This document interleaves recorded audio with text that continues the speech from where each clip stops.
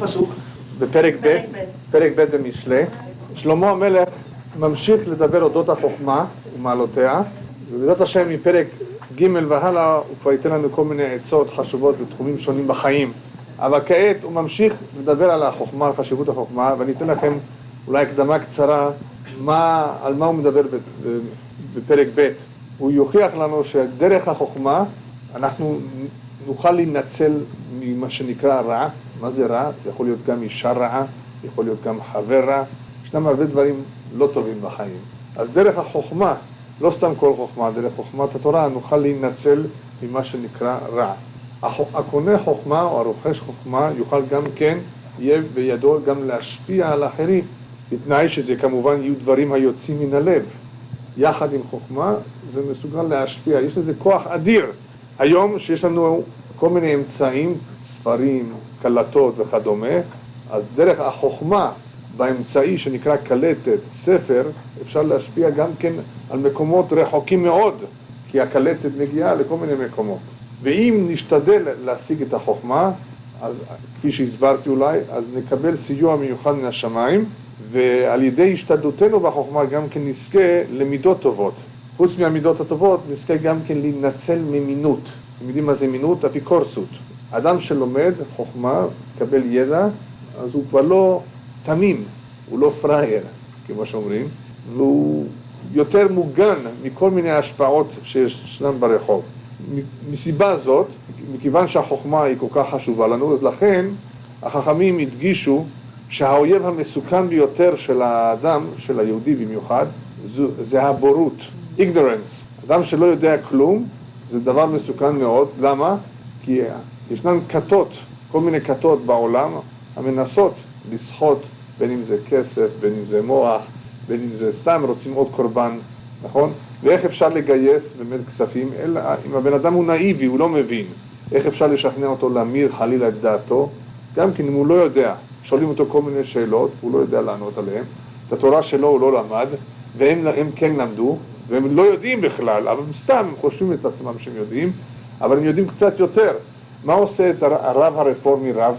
הוא בכלל לא רב, רחוק מלהיות רב. מה עושה אותו רב? שהוא יודע טיפה יותר מאלה שבאים להתפלל אצלו. אבל הוא לא יודע, הם לא יודעים כלום על היהדות. ואצלנו באמת, אנחנו עם הספר. כי כל ההישרדות של העם היהודית תלויה בזה שאנחנו ממשיכים ללמוד ולהעביר הלאה לילדים מה שכתוב בספר. אז החוכמה חשובה לנו גם כן מסיבה זאת שהיא עוזרת לנו להינצל מכל מיני כתות, מכל מיני סיכונים כאלה, ממינות. עכשיו, כדאי להסביר את התופעה שנקרא שלא לשמה. כי אנחנו עכשיו בפסוקים הראשונים נדבר על הגישה, איך ניגשים, הגישה הנכונה, איך לומדים. יש מושג שנקרא שלא לשמה. שמעתם עליה? על המושג הזה? שלא לשמה? לא לשמה מצרות. כן, אמרו לנו חז"ל, לעולם ילמד אדם שלא לשמה, כי מתוך שלא לשמה יבוא ללמוד לשמה.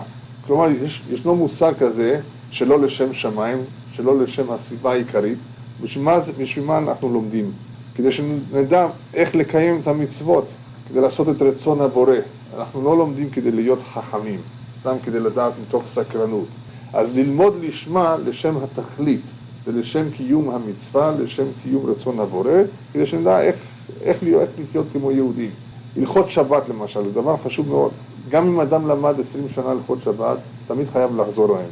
לא רק מכיוון שישנם הרבה הלכות והרבה פרטים, אבל האדם שוכח. ואם האדם שוכח הלכות שבת, הוא עלול להיכשל, נכון? אז לכן חשוב מאוד לחזור ולשנן את ההלכות. הלכות פסח, כשחג הפסח מתקרב, כדי שלא נשכח, בשר ודם שוכח. אז אנחנו, כל הלומד הלכות, בכל יום כתוב מובטח לו שהוא בן העולם הבא. מה פתאום? כי אם הוא ילמד הלכות, הוא ידע לקיים. אם הוא יקיים, אז יהיה לו חלק לעולם הבא. אז לכן חשוב ללמוד הלכות. אדם לא יכול ללמוד רק קבלה ולא ללמוד הלכות. נכון? יש כאלה שדעת קוראים לקבלה. זה יפה מאוד. בסדר, חכה. קודם כל צריך בסיס, צריך הלכות. צריך לדעת איך לחיות כמו יהודי. צריך גם חומש קצת. נכון? וכן הלאה. אחרי זה מי שנמשך לקבלה שילמד קבלה. אבל יש כאלה שלא לומדים לשם שמיים, לשמה. הם מתחילים כי זה מסקרן אותם, הם אוהבים את זה, הם נמשכים לזה, לא משנה מה זה, חומש. אמרו לנו חז"ל שיעשה ככה, שיבוא ללמוד כי זה מסקרן אותו. כי הוא אוהב את זה, הוא נמשך לזה. זה לא לשם שמיים. למה? כי מתוך שלא לשמה, יבוא לשמה. בלימוד התורה ובקיום המצוות, אפילו אם לא עושים לשם שמיים, העיקר שיעלה על העגלה, העיקר שיבוא, שיטעום, טעמו ראו, שיבוא ויטעם, ואחרי זה לאט לאט הוא ירצה בעצמו לקיים את המצוות. שיעשה את זה, ישנם כאלה אפילו שמשלמים, בוא אני אשלם לך כסף, רק תבוא ותלמד, רק תבוא ותגיד תהילים, לך נורא. מאוחר יותר הוא כבר ירצה בעצמו לעשות את זה, הוא יראה עד כמה זה מתוק, עד כמה זה טעים.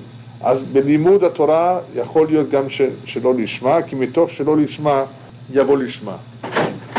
מתחיל משלי את פרק ב' בפסוק הבא. בני אם תיקח אמריי ומצוותיי תצפון איתך. מופיעה פה המילה אם כמה פעמים. אם זאת זה שאלה. אם תעשה כך וכך, ישנו פה תנאי. אם תעשה כך וכך, אז בסוף הכל יסתדר. כלומר, אם תהיה לך את הגישה הנכונה, בסוף הוא אומר, אז תבין יראת השם, לדעת אלוקים תמצא, זה הסוף. אבל בינתיים הוא אומר לנו שיש פה תנאים להשגת החוכמה. והתנאי החשוב ביותר, התנאי הראשון, זו הגישה הנכונה. איך צריכה להיות הגישה? אז דבר ראשון הוא אומר, בני. הוא מתחיל את הפרק עם בני. מה זה בני? אומרים לנו חז"ל, אם תיקח אמריי ומצוותיי תצפון איתך, אם אתה תחשיב, אם אתה תעריך את המצוות כמרגליות, כדבר חשוב, אתה תחשב כבן אצל האלוקים. הוא יתייחס אליך. ומה צריכה להיות הגישה? איך באמת צריך לאהוב, איך צריך באמת להעריך את המצוות? אז דבר ראשון, אמריי. הוא אומר פה, אם תיקח אמריי. מה זה אמריי? תזכור שמה שאתה עומד ללמוד עכשיו, זה לא פסיכולוגיה באוניברסיטה, וזה לא איזה חוכמה, וזה לא סתם שיעור. פה מדובר על אמריי, על מה שהקדוש ברוך הוא בעצמו אמר. כתוב בהתחלת פרקי אבות, משה קיבל תורה מסיני. מה הקשר? אנחנו עומדים ללמוד פרקי אבות, אתם יודעים מה זה פרקי אבות, נכון? מוסר, עצות טובות. מה הקשר? משה קיבל תורה מסיני, מה זה? היסטוריה? זה לא ספר היסטוריה פרקי אבות. אבל אומרים לנו מפרשי התורה, שחז"ל רצו לומר לנו, שכמו שמצוות התורה ניתנו לנו בסיני, אז גם המוסר והעצות שהם מפרטים לנו בפרקי אבות, גם זה ניתן בסיני. אל תחשבו שזה, הם המציאו את זה. אז אותו דבר פה, מה שמשנה עומד להגיד לנו, כל מה שהוא יודע, מהניסיון, מהידע שלו, זה אמריי. אם תיקח אמריי, מדובר פה על חוכמה, לא סתם חוכמה, היא חוכמה עליונה, חוכמת אלוקים. אמריי, אמרי השם.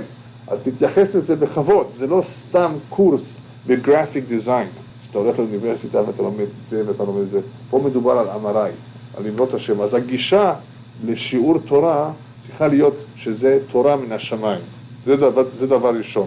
אם תיקח אמריי ומצוותיי תצפון איתך, שלכתחילה צריך ללמוד את זה לא לשום פנייה אחרת, אלא שזו מצווה, שזה רצון הבורא.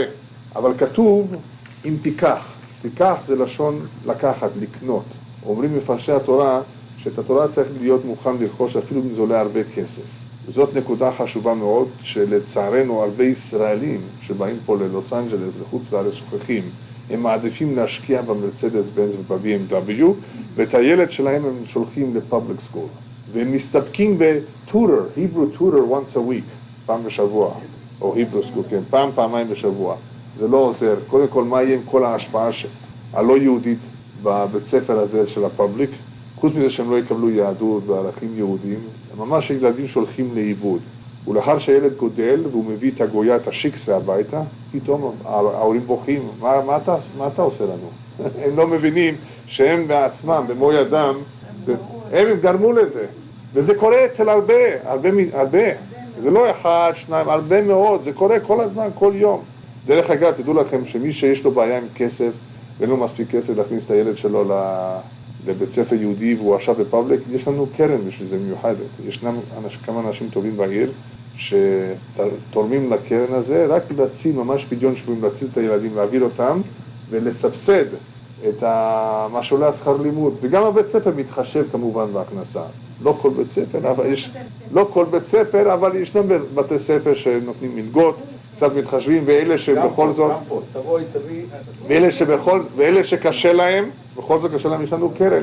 ואנחנו עוזרים כל שנה לכמה עשרות משפחות, דרך הקרן הזה, שאם לא היינו עוזרים להם, הילד היה נשאר תקוע שם באיזה פאבליק סקול. ואחרי זה ההורים רואים איזה תכשיט גודל להם, ברוך השם. ועל ידי הילדים ההורים חוזרים גם בתשובה.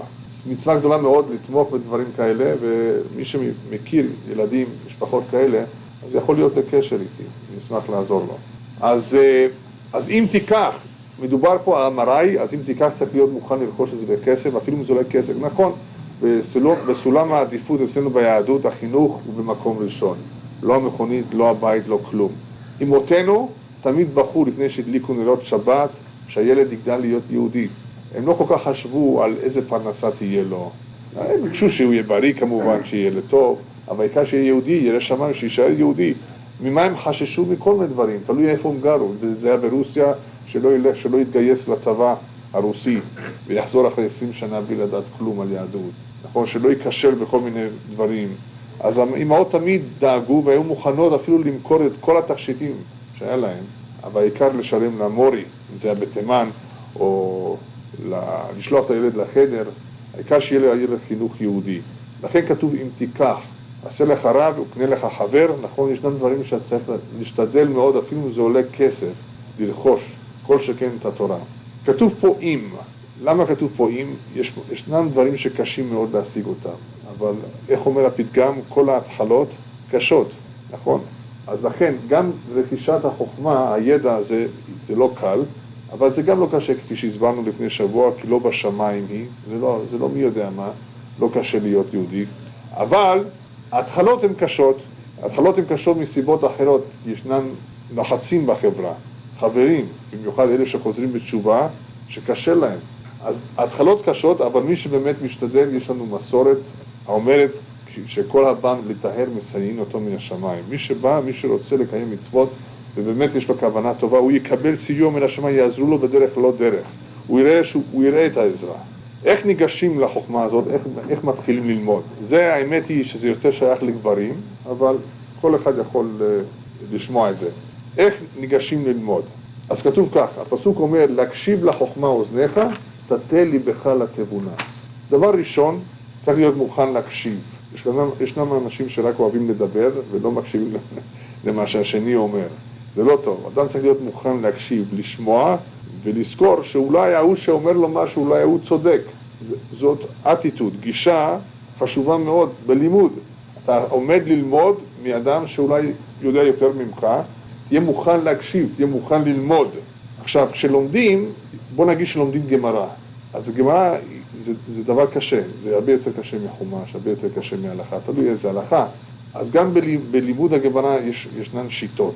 השיטה הפשוטה אומרת לנו הגמרא בעצמה, ללמוד את הגמרא, זה לעולם ליגריס איניש והדר ליסבר. הכוונה היא שלעולם אדם כדאי לו ללמוד מהר, ליגריס, לגרוס, ולא להתפלפל בהתחלה, כדי שהוא יספיק הרבה, והדר, כשהוא חוזר על הגמרא, הדר יסבר.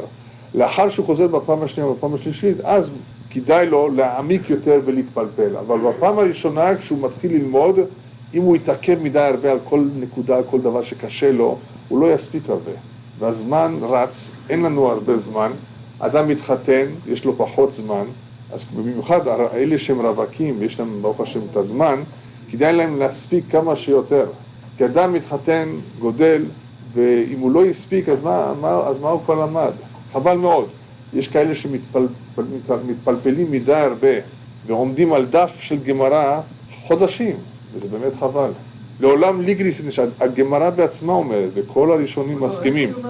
הגמרא אומרת את זה, עוד מעט אני אמצא לך אותה, כן?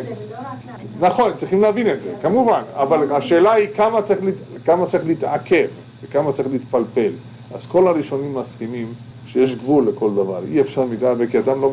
ישנה למשל מחלוקת בגמרא, ישנם שני תלמידי חכמים, שני טיפוסים שונים. מי כדאי שיהיה המנהיג? מי יותר ראוי? מי יותר חשוב?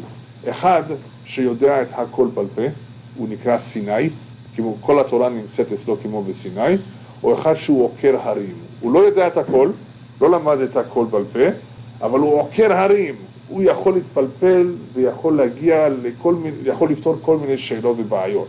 תדעו לכם שלא לכל אדם יש את כל המעלות. יש אחד שהוא חריף, פיקח, נכון? יש אחד שיש לו זיכרון נפלא.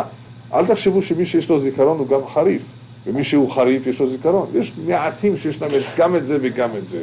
אבל בדרך כלל לא כל אחד מקבל את כל המתנות מהשם. אז המסקנת הגמרא שסיני עדיף.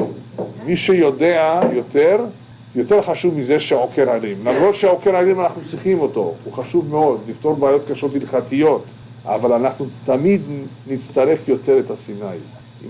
לא זכור לנו איפה הדבר הזה נמצא, איפה זה כתוב, איפה ההלכה הזאת נמצאת, נכון? אז מי שיש לו את הידע במעלה יותר גדולה ממי שהוא עוקר הרים. אז לכן, בהרבה מקומות הנקודה הזאת מודגשת, שלעולם ליגרס אינש, אדם צריך קודם כל לגרוס, ללמוד, להספיק, לרכוש ידע, ולאחר מכן בפעם השנייה, בפעם השלישית, הוא יכול להעמיק יותר, להתעכב יותר, וכן הלאה. רואים את זה מהפסוק פה. להקשיב לחוכמה אוזניך, קודם כל להקשיב, ללמוד קצת יותר שטחית, מאוחר יותר תטה ליבך לתבונה. מה זה תבונה? תבונה זה כבר להבין דבר מתוך דבר. נמשיך הלאה. עוד תנאי, כי אם לבינה תקרא, לתבונה תיתן קולך. מה עושה אדם שקשה לו? קשה לו ללמוד, אז התנאי השני בגישה הנכונה ללמוד, זה לבקש רחמים, אומר רבנו יונה, לבקש רחמים מהקדוש ברוך הוא, שיפתח את ליבו. את ראשו. את בית ראשו. שניהם. אז צריך לבקש רחמים מהקדוש ברוך הוא. עכשיו, כמה צריך להשתדל? ממשיך שלמה המלך ואומר לנו, תבקשנה ככסף וכמטמונים תחפשנה. כמו שאתה מחפש כסף. אדם לא מתעייף, תמיד יש לו איזו הזדמנות לעשות עוד כמה אלפים, הוא לא מזניח את זה. אני לא יודע, אני לא מכיר כאלה שאומרים, טוב, 20,000 לא צריך את זה. יש לו פה הזדמנות לעשות 20,000 בלי כלום, נכון? מה, סתם, לא חשוב. מי יוותר על הזדמנות לעשות 20,000 דולר ככה? אולי $10, אולי $100, אבל לא סכומים גדולים, נכון? אם תבקשנה ככסף וכמטמונים תחפשנה. תנאי חשוב מאוד בלימוד התורה, מי שבאמת רוצה לרכוש ידע בתורה, צריך להיות מוכן לחפש את זה כמו שהוא מחפש את הכסף. עכשיו, איך מחפשים את הכסף? היה אחד שנסע למזרח הרחוק, נגיד. זה קרה במקום אחר, אבל נגיד למזרח הרחוק. באיזה חור בסין. למה הוא נסע למקום ההוא? בגלל שהוא יעשה פה דיל ששווה מיליונים. מדובר באדם שהוא עשיר, ובדרך כלל הבן אדם הזה, העשיר הזה, כשהוא נוסע לרומא, נוסע לפריז, הוא תמיד נמצא במלון של 5 כוכבים. $350 ללילה, אין בעיה בשבילו. אבל עכשיו הוא הגיע לאיזה חור בסין, והוא הלך לישון באיזה בית מלון פשוט, עם כל העניים שבעיר, עם כל האלה שלפרים כאלה. יש איזה אולי איזה מילה אחרת? מוזנחים. לא מוזנחים. עמך. לא רק העמך, ממש ההומלסים. ממש במלון, לא היה משהו אחר. והוא היה מוכן לוותר על המלון של 5 כוכבים. למה? כי במקום הזה הוא יכול לעשות דיל גדול מאוד. אז שאל אותו איזה חבר, כשפגש אותו, תגיד לי, אני מתפלא עליך שאתה מוכן לוותר על ארוחת הבוקר שנותנים לך שם בשרתון. אתם ראיתם את הארוחת בוקר בארץ, נכון? שאתה מוכן לוותר על כל הלוקסוס? הוא אומר, כן, אני מוכן לוותר על כל הלוקסוס בגלל שאני עומד לעשות פה כמה מיליונים. זה כדאי לי. זה מה שהוא אומר פה. אם תבקשנה ככסף וכמטמונים תחפשנה. אדם שמחפש כסף, הוא מוכן לוותר על... שהוא לא ישן מספיק, הוא מוכן לוותר על הלוקסוס, לא מתעייף. אותו דבר. ככה רוכשים, ככה משיגים את החוכמה. עכשיו עוד דבר, הכסף, אתם יודעים שזה לא בא בקלות וזה לא בא overnight. למרות שמבטיחים לכם פה כל יום, get rich overnight, נכון? כל מיני הבטחות שווא. איך עושים כסף? לאט לאט חוסכים. יש כאלה שבאמת יש להם בעיה לחסוך כסף, נדבר על זה בהזדמנות. מבזבזים כסף, מוצאים כסף כל הזמן. אבל האמת היא שאיך עושים כסף? לאט לאט חוסכים. אותו דבר עם החוכמה. החוכמה, כתוב, בפרקי אבות אולי זכור לכם, כתוב שמה, אם תפסת מרובה, לא תפסת. דווקא זה כתוב במקום אחר. תפסת מרובה, לא תפסת. מי שתופס מדי הרבה בבת אחת, בסוף הוא לא תופס כלום. הנקודה הזאת, דרך אגב, היא חשובה מאוד לבעלי תשובה. היצר בא ומפתה את האדם, זה שחושב לעשות בתשובה. אתה עכשיו צריך להיות צדיק. הנה, היצר אומר לאדם, אתה צריך להיות צדיק, אתה צריך לקיים את זה, את זה, את זה, את זה ואת זה. לקום לנץ, כל בוקר בנץ תקום. אסור לך להסתכל על נשים. אתה הולך ברחוב, הולך ככה. בעיניים למטה. שבת, כהלכתה אתה חייב ללמוד את כל ההלכות. והוא ככה מתלהב, כן, כן, כן, אני אהיה צדיק, אני אעשה את כל זה. יום אחד אולי הוא עושה, והיום השני כבר לא מסוגל, נכון? ומה קורה בסוף? מכיוון שהוא לא מסוגל, הוא עוזב את הכל. אז תפסת מרובה לא תפסת, מי שחוזר בתשובה, שויה. דבר ראשון, שיתחיל עם נטילת ידיים כל בוקר. לא בעיה, נכון? בין כה וכה אני מקווה שהוא מצחצח שיניים, נכון? אז גם ככה הוא משתמש במים, נכון? אז כבר שיטול ידיים. יניח תפילין. כמה זמן לוקח להניח תפילין? דקה, 2, יגיד את שמע ישראל. שלא יתפלל את כל התפילה, נכון? שבת, שלא ייסע באוטו, שישב בבית, לא ילך לבית הכנסת. פיצוחים כל היום. שיקרא את העיתון אפילו. נכון? שישב בבית. אפשר להתחיל לאט לאט. לא לקפוץ. מי שקופץ, היצר שוב, מנסה להכשיל את הבן אדם, תיקח את הכל. תפסת מרובה לא תפסת. אף פעם אל תיקחו, אל תתחייבו למידה. כל שנה, כל ראש השנה וכיפור, תתחייבו על דבר. השנה הזאת אני אעבוד על מצווה אחת. אני אשתדל לא לכעוס. דבר קשה מאוד. נכון? רגע, איך כתוב אותם? תפסת מרובה, לא תפסת. בסוף לא תתפוס כלום. תפסת מעט, תפסת. אם אתה תופס אחד, לאט לאט אתה מתרגל לזה, אז זה הפך להיות חלק ממך. אבל הגריסה זה קצת נוגד לזה. מה זה? עניין הגריסה. איזה גריסה? לא, עכשיו אנחנו חוזרים לחוכמה, זה אותו דבר עם החוכמה. לאט לאט לומדים דף. במשך השנים אתה תראה, אתה למדת דף כל יום, מה קורה אחרי 7.5 שנים? למדת את כל הש"ס. כמו שסיימו עכשיו לא מזמן. במה זה תלוי? קצת יותר מ7 שנים. דף, כל יום דף, במה זה תלוי? זה מדובר פה על מחויבות, על התמדה, שלא מוותרים על השיעור הזה. אדם יכול, אם אדם משתתף בשיעור, יכול לשמוע את כל הדף ב40 דקות. ב40 דקות יכול לשמוע, תלוי בדף. אז אותו דבר, כמו שהכסף חוסכים לאט לאט, זה מצטבר, אותו דבר עם הידע, עם החוכמה, לאט לאט. לא לתפוס מידה הרבה, לא לנסות הכל ללמוד, אי אפשר. אז מה יהיה בסוף? מי שעושה את זה, מי שהולך בדרך הזאת, אז תבין, יראת אבומי ודעת אלוהים תמצא. אז בסוף הבן אדם ישיג מכל זה יראת השם, ויהיה לו מזה דעת אלוקים. לא סתם דעת, אלא דעת אלוקים. כלומר שיש לו פה הבטחה, שבסוף זה יחדור. עכשיו, למה הוא אומר פה דעת אלוקים? כי לא מדובר פה על סתם חוכמה, על סתם ידע, מדובר פה על דעת אלוקים. וכפי שאולי הסברתי את זה לפני שבוע, שאני מבטיח לכם שכל מי שלומד את כל הגמרות, את כל המדרשים, את כל הזוהר, במשך הזמן, קצת היראת שמיים תחדור בו. זה אוטומטי. זה אוטומטי. מי שלומד את זה, הוא רואה את כל היופי שבתורה, את כל החוכמה של החכמים, איך שהם חיו, את החיים שלהם הפשוטים והיפים, אז הוא משתוקק לזה. אז תבין, יראת השם ודעת אלוהים תמצא. זו הבטחה, שמי שהולך בדרך הזאת, ויש לו את הגישה הנכונה, אז זה מה שהוא יקבל מזה בסוף. יש פה הבטחה. טוב, נמשיך הלאה. הוא מדבר בשמו בשם נבואה. לא, זה מתוך ניסיון ומתוך הרוח הקודש, שמדברת מגרונו. כן. זה כמו נבואה. אז מה אומר לנו פה שלמה המלך בקיצור? שהמאמץ כדאי, שלאחר כל המאמץ הזה שאנחנו משקיעים ללמוד, זה מה שיהיה לנו בסוף, יהיה לנו יראת השם ודעת אלוקים. עכשיו, הפסוק ממשיך, כי אדוני ייתן חוכמה מפיו דעת ותבונה. פה הוא מגלה לנו שישנם כאלה שניחונו בחוכמה. מה זה? זה מתנה מאלוקים. החוכמה, לא הידע, אלא הכלים שדרכם הבן אדם לומד את החוכמה, זה מתנה מאלוקים. יש כאלה שניחונו בזיכרון פוטוגרפי. ומה הם עושים עם הזיכרון שלהם? הם למדו, זאת אומרת, בעל פה, את כל הספר הטלפוני. שמעתם על דבר כזה? כן. יש כאלה שאין להם מה לעשות בחיים, אז מה? לא שאין להם מה לעשות. זה מה שיש להם. שהכל נהיה מדברו. לא אוטיסטי, לא. יש בחור שאתה אומר לו מספר בין 500 ספרות, תגיד לו פעם אחת והוא זוכר. נכון, כן. אז תדעו לכם שיש ספר שקוראים לו Guinness World Book of Records. שמעתם? שיאים. זה ספר שהוא נחמד, אבל אסור לנו להעריך ולהריץ, ודאי שלא, את כל אלה שרשומים בספר. למה לא?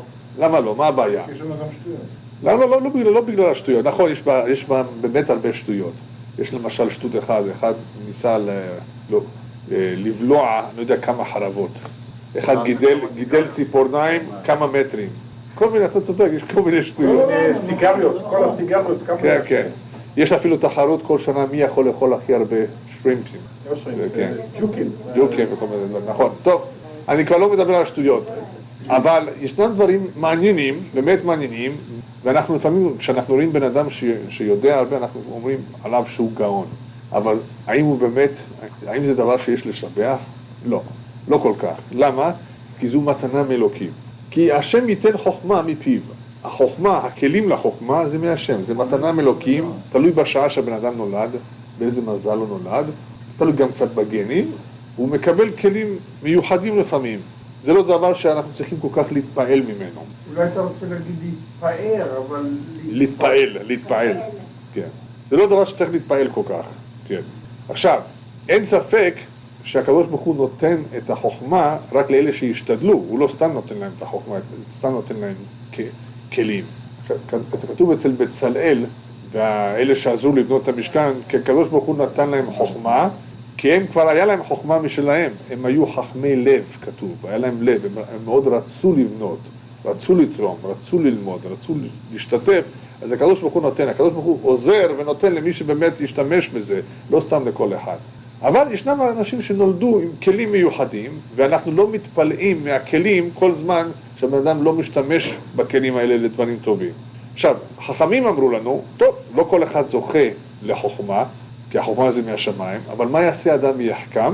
ירבה בישיבה וימעט בסחורה. מה זה? סחורה זה ביזנס. כלומר, במקום להשקיע 8 שעות ביממה על הביזנס שלו בשעה אחת בלימודים, שישקיע רק 5-6 שעות בביזנס, וישקיע יותר בלימודים. וזה בדרך פשוטה מאוד, אז הוא יהיה חכם, הוא ילמד הרבה. ממשיכה הגמרא לשאול, אבל רגע, הרבה עשו ולא הצליחו. הרבה עשו באמת כמו שהגמרא מייעצת, וישבו בישיבה ולא הצליחו. אז מה מסקנת הגמרא? שחסר עוד דבר אחד, יבקש רחמים ממי שהחוכמה שלו.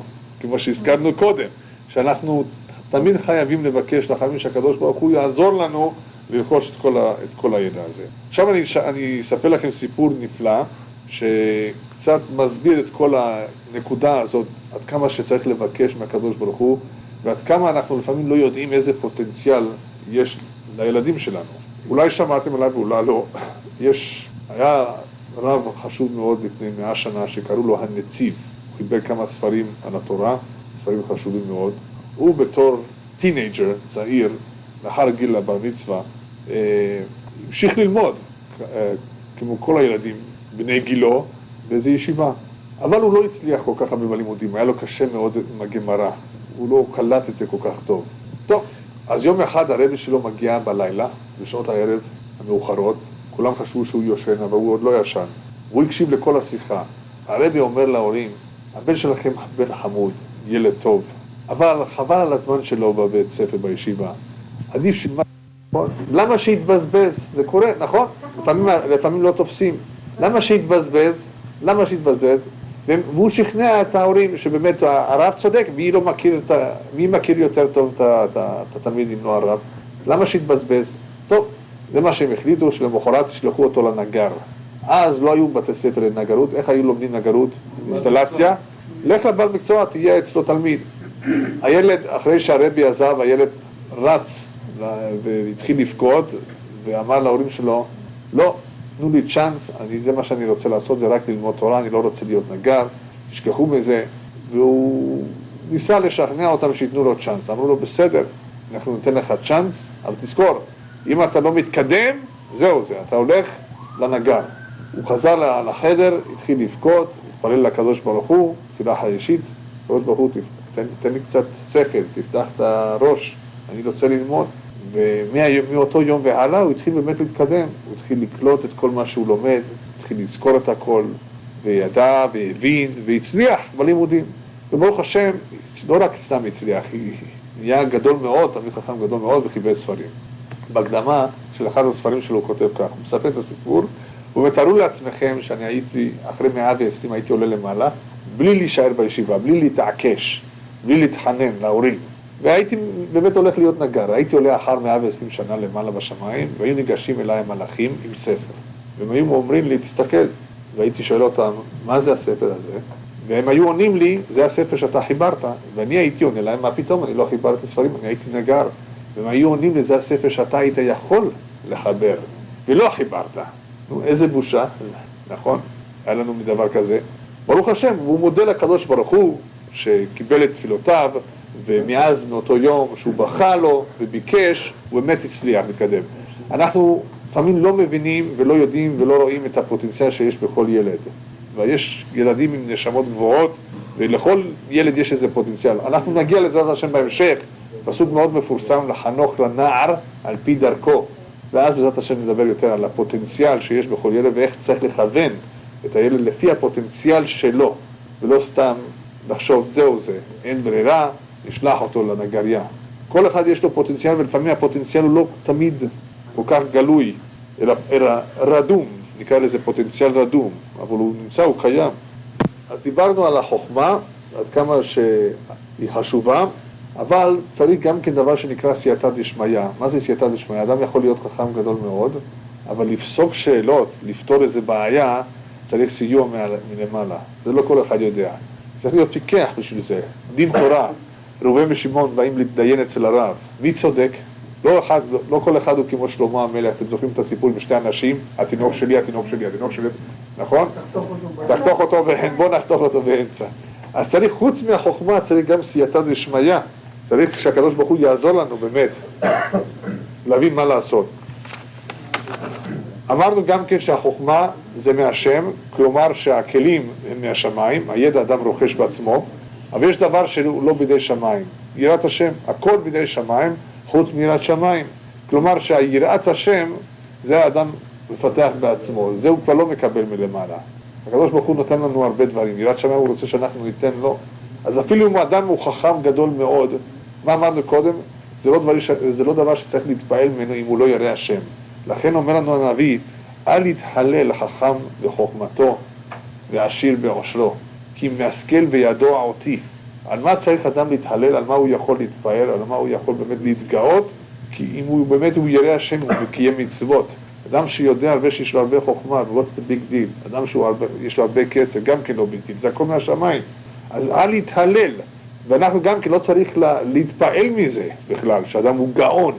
הוא ירא שמיים או לא ירא שמיים? אני זוכר כשאני הייתי בישיבה, חוץ מראש הישיבה היה לנו משגיח. המשגיח היה זה שהיה נותן מוסר, נותן שיעורים במוסר, מדריך את הבחורים, ומשגיח מפקח. אז הוא גם כן היה אחראי לפעמים על שידוכים. עם מי היו באים להתייעץ? תן לי איזה בחור בשביל הבת שלי, איזה בחור טוב, ירא השם. היו ניגשים למשגיח, כי הוא הכיר יותר את הבחורים מראש הישיבה. אז שאלו אותו פעם, משגיח, כבודו, איך אתה יודע, על פי מה אתה מחליט, מי הוא טוב, מי לא טוב? הוא אומר, מישהו ירא שמיים, הוא טוב. מה זה ירא שמיים? אם הוא לא מדבר באמצע התפילה, זה כבר טוב, זה כבר אומר לי משהו. אם הוא לא מדבר באמצע התפילה במקומות שאסור לדבר, או בקריאת התורה, זה מראה לי שהוא ירא שמיים. הוא כבר דואג, מה זה ירא? שהוא דואג. הוא מקפיד על דברים קטנים שאחרים לא מקפידים, זה כבר סימנים של ירא שמיים. ישנם סימנים אם אדם הוא ירא שמיים או לא, אם אכפת לו או לא אכפת לו, וזה מה שהיה חשוב לו, ועל דברים קטנים כאלה הוא יסתכל. נמשיך הלאה. יצפון לישרים תושייה, מגן להולכי תום. פה מדובר גם כן על סודות התורה, תושייה, התוכן שבתורה, יצפון לישרים. הקדוש ברוך הוא מגלה את סודות התורה, לא לכל אחד, אלא למי? להולכי תום. לא יודע אם שמעתם על החזון איש, אבל החזון איש פעם ניגש אליו איזה יהודי שהיה צריך לעבור ניתוח בראש, היה לו איזה גידול, והוא סרטט לו על נייר, תגיד לרופא המנתח שיעשה את זה מצד הזה ולא מצד ההוא. לא, כבוד הרב, מאיפה אתה הלכת לאוניברסיטה, אתה גם רופא? לא, זה הכל מהתורה, אני יודע. כל החוכמה נמצאת בתורה, ואלה שהם זוכים, אלה שהם באמת קדושים, אלה שבאמת הם לומדים כמו שצריך להיות, יש להם את הגישה הנכונה, אז הם זוכים לדלות מהאור הגנוז שנמצא בתורה, כל מיני סודות, כל מיני דברים. זה מה שהוא אומר פה, שיצפון לישרים תושייה, לא סתם חוכמה אלא תושייה, הסודות, הכוח שבתורה, מגן להולכי תום. מה זה מגן להולכי תום? שהתורה גם כן מגינה על אלה שלומדים אותה שלא ייכשלו. אמרנו לפני שבוע, לפני שבועיים, שיש כאלה שלא מתייחסים לתורה, אז אומר הקדוש ברוך הוא, טוב, שיאכלו מפרי דרכם, אתם זוכרים? הקדוש ברוך הוא נותן להם להיכשל, אתם רוצים לנסות? זה נגד התורה מה שאתם עומדים לעשות, אני לא שומר עליכם, אבל מי שהולך תום, מי שלומד את התורה, מגן להולכי תום, הקדוש ברוך הוא שומר עליו שלא ייכשל. לנצור אורחות משפט ודרך חסידיו וישמור. כל המטרה, התכלית של התורה זה כדי שנקיים מצוות ומשפטים. איזה משפטים? בין אדם לחברו. כלומר שיהיה סדר בעולם, שלא יהיה חלילה עיוות הדין. אבל מה קורה לנו? שלצערנו ישנו דבר שנקרא שוחד, וכל מיני פיתויים שגם הגדולים ביותר נכשלים. מה אומרת התורה? כי השוחד יעבר עיני חכמים, לא טיפשים. השוחד יעבר עיני חכמים ויסלף דברי צדיקים. אז לכן, לנצור אורחות משפט, מי שלומד לשם שמיים, מי שיש לו את הגישה הנכונה והוא ירא השם והוא לא מפלגתי, נכון? גם זה חשוב. מפלגתי? כן, לא מפלגתי. שהוא לא מתחשב במפלגה, זה אינטרסים, פוליטיקה, ממש תורה טהורה, נקייה, ברוטו, לא ברוטו, נטו. אז אם זה מה שהוא עושה בדרך חסידיו וישמור, אז גם הקדוש ברוך הוא ישמור עליו שהוא לא ייכשל, שהוא לא יטה חלילה את הדין. אבל אמרו את זה הרבה, שהיו טובים ונכנסו לפוליטיקה והתלכלכו בגלל הפוליטיקה. שקופץ למים, חייב להירטב. כן, כן, כן, זה קשה מאוד. אז לכן לנצור אורחות משפט, מי שבאמת רוצה לשמור על התורה, אז דרך חסידיו ישמור, הקדוש ברוך הוא ישמור עליו. אז תבין צדק ומשפט ומשרים כל מעגל טוב.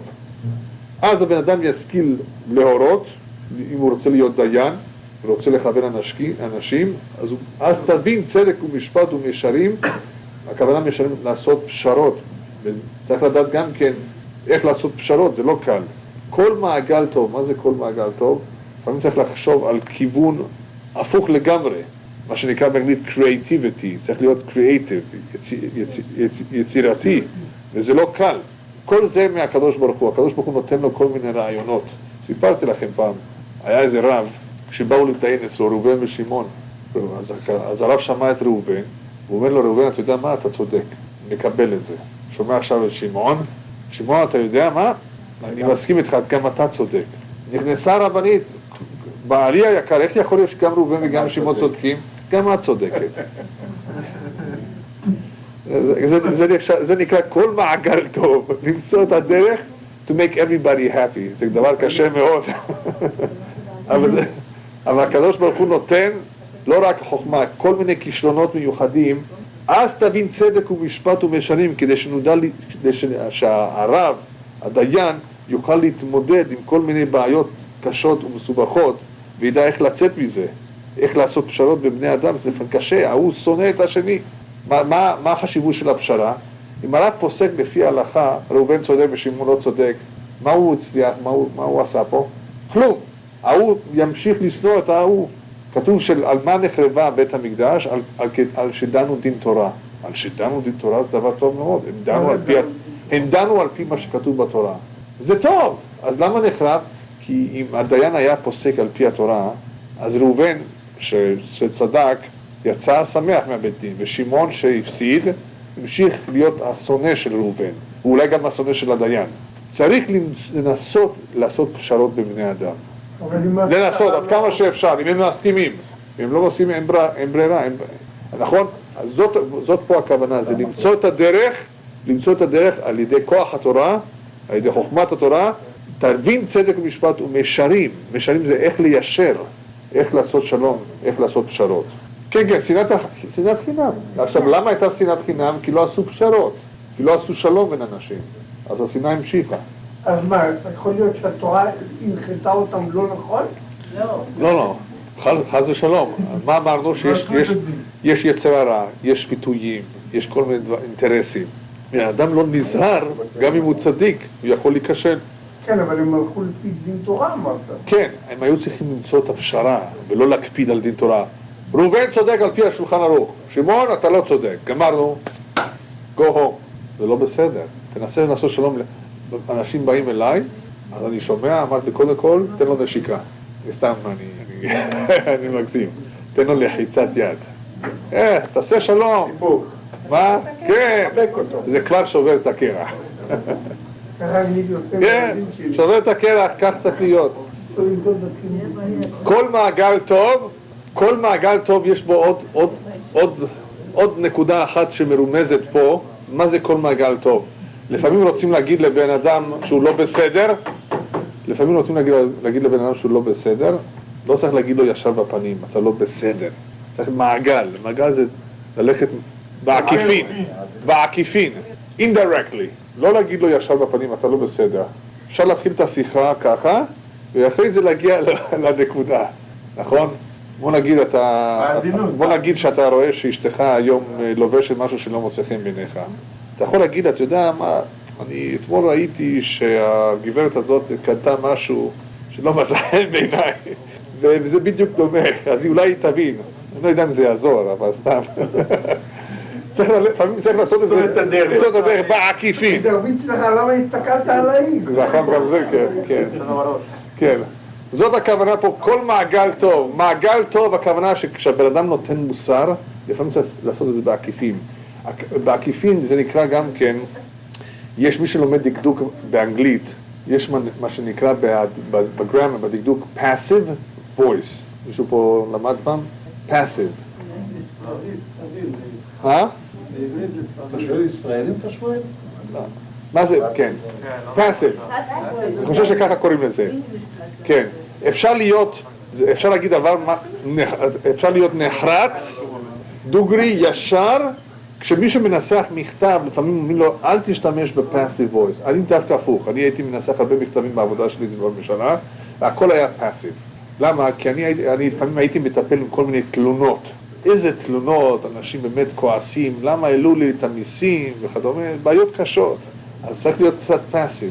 אז במקום להגיד, את לא צודקת, ככה זה יישאר, אז היינו מסבירים, כן, קודם כל, תדעי לך שהבנייה שלך הצליחה בגדול. קודם כל, כל היופת, כן. לא ניגשים מיד ישר לחוק. כן, כן, כן. מה לא, צריך לדעת, זה הכל, כן. קודם כל מרגיעים, תדעי לך שיש לך זמן לשלם, כך וכך וכך. אחרי זה מסבירים למה העלינו את זה בכלל. זה הכל, זה מה שהוא התכוון פה, כל מעגל טוב, צריך למצוא את הדרך, לא לדקור את הבן אדם, נכון? אלא מעגל, בעקיפין, להגיד אותם הדברים בצורה אחרת, בעדינות. פוליטיקאי. טוב, בואו נסיים פה. שלמה המלך מסיים פה, אנחנו עוד באמצע הפרק, אבל אנחנו נעצור פה. כי תבוא חוכמה בליבך ודעת לנפשך ינעם. מה אמרנו קודם? התחלנו שכל ההתחלות קשות. נכון? התחלנו ככה? שכל ההתחלות קשות, וזה לא בא בקלות. אדם שחוזר בתשובה, אדם שמתחיל ללמוד, הוא רואה שזה לא קל. אבל האמת היא שלא בשמיים היא. במשך הזמן הוא כן יבין, הוא כן יקלוט. אבל ההתחלה היא קשה. אבל מי שממשיך לאט לאט לרכוש את החוכמה, אז יש לו פה הבטחה, שבסופו של דבר, ודעת לנפשך ינעם, בסוף זה יהיה נעים מאוד. אתה תרצה עוד ועוד ועוד, זה יהיה מתוק. בהתחלה קשה. בהתחלה אלה ששומרים את השבת לא רואים את היופי שבשבת. אחרי שמתחילים לשמור את השבת, כמה חודשים טובים, הם היו רוצים שכל יום יהיה שבת. נכון? רואים איזה יופי של שבת, שכל המשפחה ביחד, יושבים מסביב לשולחן. באמצע השבוע כל אחד אוכל ארוחת ערב מתי שמתחשק לו. אחד לא רואה את השני. ככה זה קורה אצל הרבה משפחות. זה לא כמו לפני 50 שנה שעוד איכשהו הם אכלו ביחד. היום בגלל הלחצים, time is money, נכון? כל אחד אין לו זמן, אין לו פנאי. אז אנחנו מתרוצצים כל השבוע. אז רואים את היופי שבשבת. השבת עוצר אותנו לרגע ונותן לנו קצת זמן להתבונן קצת בתכלית החיים ולחשוב קצת. וזה מה שקורה בראש השנה וכיפור, שהקדוש ברוך הוא גם עוצר אותנו, כי אנחנו תמיד רצים, ולא עוצרים לרגע, רגע, מה אני עושה, איפה אני רץ בכלל?